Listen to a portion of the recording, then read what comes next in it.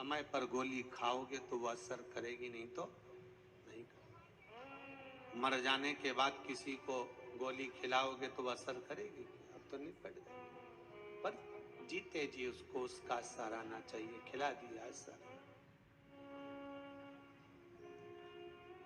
संसार में आए हो, दुख बहुत सारे हैं, तो शंकर भगवान के पूजन के विधान भी बहुत सारे।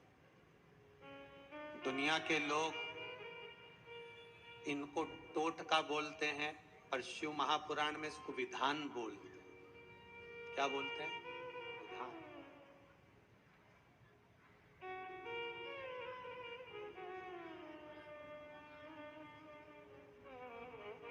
ये विधान है जो आपकी समय की अवस्था को, विधि को भी बदल सकता है। बस उसको समझने वाला चाहिए और सही मायने में उसको करने वाला चाहिए। दुनिया के लोग भले उसको टोटका बोलते हो कि गुरुजी तो दिन भर कथा में बैठे बैठे टोटके बताते रहते हैं, विद्या बताते रहते हैं। यहाँ कौन सी तंत्र विद्या बताई जा रही है? यहाँ कौन सा ऐसा बताया जा रहा है कि आपका लाखों रुपए खर्च हो रहा है? एक लोटा पानी में कौन सा लाख रुपया खर्च हो गया? शंकर जी के मंदिर का शिखर देखने में कौन सा खर्चा हो गया? पीपल के पत्ते पे शेष चढ़ाने से कौन सा खर्चा हो गया? बेलपत्री चढ़ाने से कौन सा खर्चा हो गया? शिव उपासना में कोई खर्चे का प्रमाण नहीं है। शिव उपासना में तो केवल तुम्हारी भक्ति का प्रमाण, केवल भक्ति, उसके सिवाय कुछ नहीं।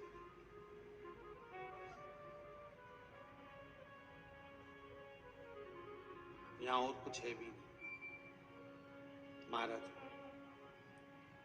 ध्रुव जी महाराज ने जैसे साधा, ध्रुव जी शंकर भगवान को एक बात बहुत प्रिय है।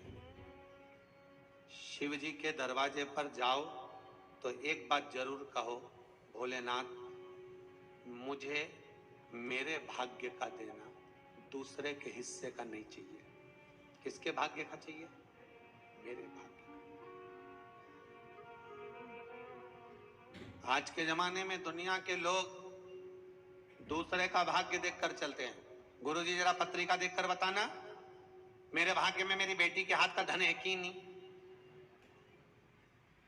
गुरुजी जरा पत्रिका देखकर बताना, मेरे हाथ में मेरे बेटे का धन है कि नहीं? फिर गुरुजी भी ऐसे मिलते हैं, तेरे भाग्य में तो गज केसरी योग चल रहा है, जमीन में से हंडा निकलेगा, तेरे पूरे परिवार में किसी को नहीं मिलेगा, तेरे को ही मिलेगा। गुरुजी जगह बता दोगे क्या? अमावस की रात को आऊंगा। रामचरितमानस की जब शुरुआत होती है तो एक कपटी साधु रामचरितमानस में पढ़ना। कपटी साधु, साधु का रूप रखकर, जो पहले हार चुका था सेना, वो कपटी रूप रखकर राजा से कहता है कि मैं तेरे आऊंगा और भोजन बनाऊंगा और तू ब्राह्मणों को बुला और भोजन करा। सुनी कि नहीं सुनी कथा? भोजन कराना। तब आकाशवाणी होती है कि ये तो कपटी साधु और तूने ब्राह्मणों को जो भोजन करा रहा उसमें मांस मिला। गलत है। मैं आऊंगा रात को और तुझे जगह बता दूंगा और तू तैयारी रखना, और रात के और खोदना, और खूब खोदा साहब, इतना खोदा, इतना खोदा, इतना खोदा, फिर उनमें से कोयला निकला। तो हमने भी कह दिया लाइट की कमी हो रही, कोयला कंपनी को दिया, कोयला निकला।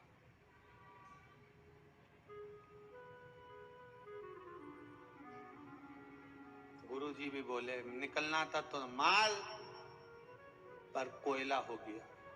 तो आप तो बोले तो मेरी भाग्य का है, तो खोदने वाला थोड़ी ना तेरा था, तो दूसरा बात कर दो। इन निवेदन है भगवान से कहना, ऐसा गड़ा हुआ भी नहीं चाहिए।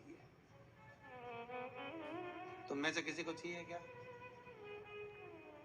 हमें गड़ा हुआ भी नहीं चाहिए,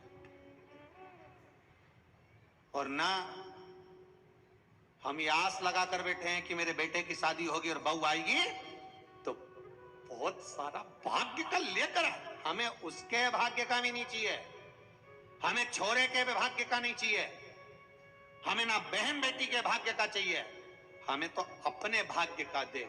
जो मेरी किस्मत का हो वो मेरे भाग्य का मुझे दे दे, बस बहुत है। अग्नि पुराण में लिखा है, ब्रह्मवत्ता पुराण में लिखा है और पद्म पुराण में लिखा है कि एक अकेले मनुष्य के भाग में कितना होता है, कितना लिखा होता है। भविष्य पुराण को उठाकर पढ़ लेना, उसमें भी मिल जाएगा। केवल एक मनुष्य के भाग में, अकेले के भाग्य में कितना होता है, कितना। तो ब्रह्मवत्ता पुराण कहती है 3.5 करोड़ रोम छिद्र मनुष्य के शरीर में होते हैं। अगर एक मनुष्य के मुख से 3.5 करोड़ बार जब भगवान का नाम, एक ही नाम 3.5 करोड़ बार निकल जाता है, तब उसके भाग्य में 3.5 करोड़ का ही धन उसके भाग्य में दे दिया जाता है। पर जपो तो, तुम तो जपो तो हो नहीं। और जपना क्या है? एक ही मंत्र। आपसे ये नहीं कह रहे कि तुम 24 घंटा जपो 3.5 करोड़ कर लो, नहीं नहीं। हम तो क्या, चलते फिरते बोलो श्री शिवाय नमस्तुभ्यम, चलते फिरते जप लो। छोरा छोरी के पढ़ा तब जप लो, नी सुने तब जप लो, श्री शिवाय नमस्तुभ्यम। तुम अब जपो, तुम तो खाते पीते हंसते बोलते गाते जो करो, श्री शिवाय नमस्तुभ्यम या राम राम कृष्ण नाम, जो तुम्हारी मर्जी पड़े वो जपो। पर 3.5 करोड़ बार तुम्हारे मुख से भगवान का नाम निकलना चाहिए। पहले भी कथा में कहा, माला माल बनने के लिए सबसे पहला शब्द है माला, फिर बनेगा माल। अर्थात माला जपोगे तब माल आएगा। तो माला माल ऐसे ही हो जाओगे, तुम्हें कुछ नहीं करना है। 3.5 करोड़ बार भगवान का नाम जप कर देखिए। हर व्यक्ति की किस्मत में धन होता है, पर मंथन करोगे तब तो निकलेगा। अकेला अकेला दूध की कीमत कितनी है? 40 रुपए लीटर। बोलो सही है कि गलत है? 40 रुपए लीटर का दूध जब जमा दिया, दही बन गया तो 60 का हो गया। बोलो सही है कि गलत है? वही दही का जब मथनी से मथना चालू करा और मक्खन ऊपर आ गया तो कीमत हो गई 150 रुपया किलो। अब वही मक्खन को फिर अग्नि पे तपा दिया, तपाने के बाद घी बना लिया, कीमत हो गई 400 रुपए किलो। वही घी 400 का हो गया इतना सा 40 रुपए लीटर का। बस मनुष्य भैया, ये तो क्या, हमारा तो कोई काम ही नहीं चला, हमारा तो धंधा ही नहीं चला। भगवान ने मेरी तो किस्मत फोड़ी, मेरी तो किस्मत ऐसी लिखी, हमारी किस्मत में कुछ भी नहीं लिखा। मैं तो गणित दुखी, मेरी किस्मत में भगवान ने कुछ नहीं लिखा, भगवान ने कुछ नहीं लिखा। ब्रह्मवेत्ता पुराण कह रही है, भविष्य पुराण कह रही है, पद्म पुराण कह रही है, प्रत्येक मनुष्य के भाग्य में करोड़ों का धन लिखा होता है, पर मंथन करेगा तब प्रकट होगा। तो भगवान का नाम जप तो सही, जपे कुछ नहीं, बस दुनिया के आगे जाके भगवान, बस दुनिया के, जितना तो दुनिया के सामने जाके बोले नहीं भगवान ने ऐसा, भगवान तो जप ले। आज से नियम बनाऊंगी मैं भी, और तुम्हें गिनने की जरूरत नहीं है। क्या नहीं करोगे तुम?